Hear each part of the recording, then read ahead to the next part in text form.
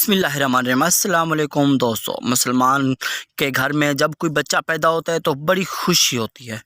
تو ناظرین، ایسے ہی بہت سارے مذاہب میں بھی ایسے ہی ہوتا ہے، لیکن میں آپ کو آج بتاؤں گا کہ جب مسلمان کے گھر میں ایک بچہ پیدا ہوتا ہے تو اس کے کان میں اذان کیوں دی جاتی ہے؟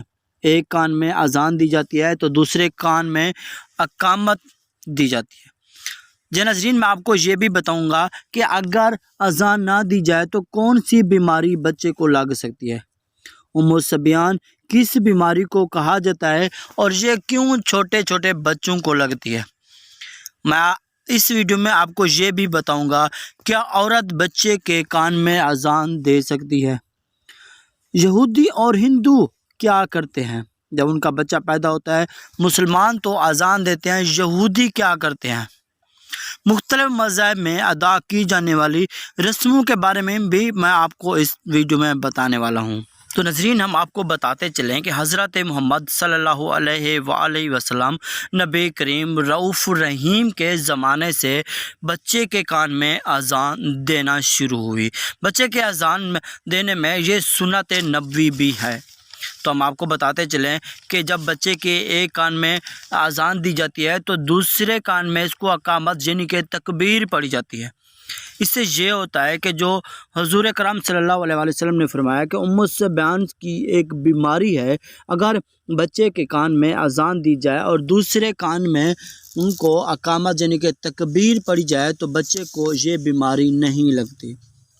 بعض علماء حضرات کے مطابق ام الصبیان بیماری ہے بچوں پر ایک جنات کا سایہ بھی ہوتا ہے۔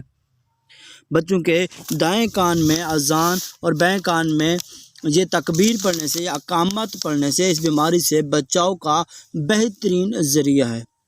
اگر آپ کا بچہ بیمار ہو رہا ہے، مسلسل کمزور ہو رہا ہے اور سوکھ رہا ہے تو تب تک اذان دی جائے جب تک اس کی بیماری دور نہ ہو جائے۔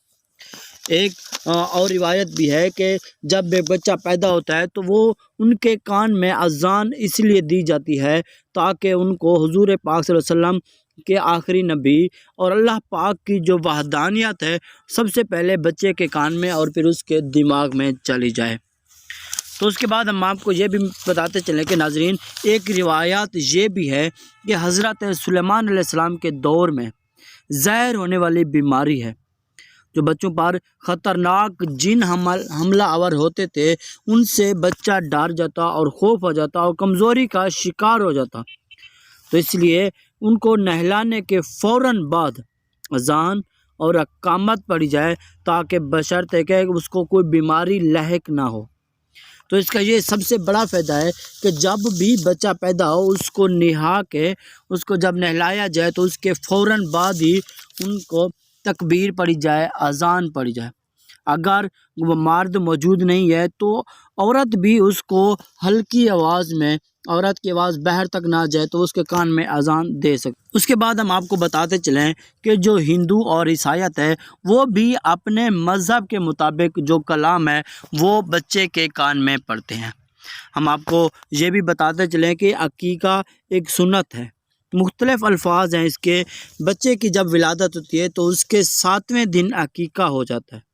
اگر فرض کریں اگر آپ کا بچہ جمعے کو پیدا ہوا ہے تو اگر آپ 7ویں دن نہیں کرتے تو آپ جب بھی اس کا عقیقہ کریں گے تو جمعرات والے دن ہی کریں گے، یعنی کہ 7واں دن ان کا جمعرات کو ہی ہو جاتا ہے۔